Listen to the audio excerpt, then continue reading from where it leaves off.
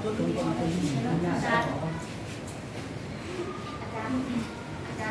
้บ่ได้เฮ็ดไฟแดงๆได้แล้วก็ได้แล้วเนาะหมายความได้ออกซิเจนแล้วเนาะไฟลุกในรถก็หมายความได้ออกซิเจนให้เฮ็ดให้หุง2ครั้งเด้อหุงครั้งนึงแล้วอีกครั้งนึง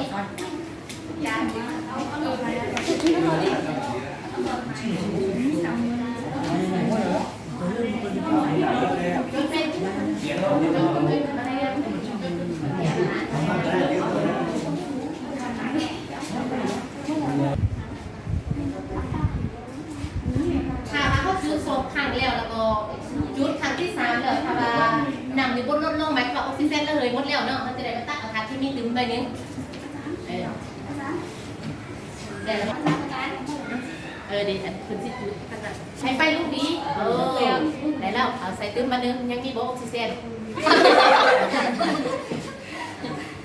ได้แล้ว2ครั้งเนาะผู้ค้าหนังคุณมารายงานทีนี้ยังอีกอันนึงเนาะ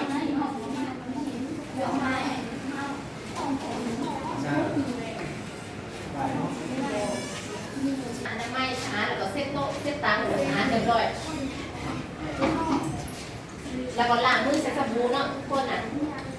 เฮ็ดสำเร็จแล้ว2ครั้งสำเร็จแล้วเนาะเอาทุกอุปกรณ์ไปล้างให้สะอาดแล้วก็ล้างมือใช้สบู่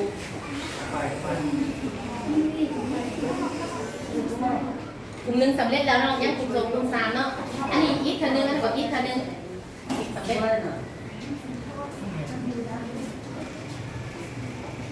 เน้นน้ำเวลาใครทักที่มีเราใครเราอัดดีๆเนาะรถไฟแบบจุดรอบ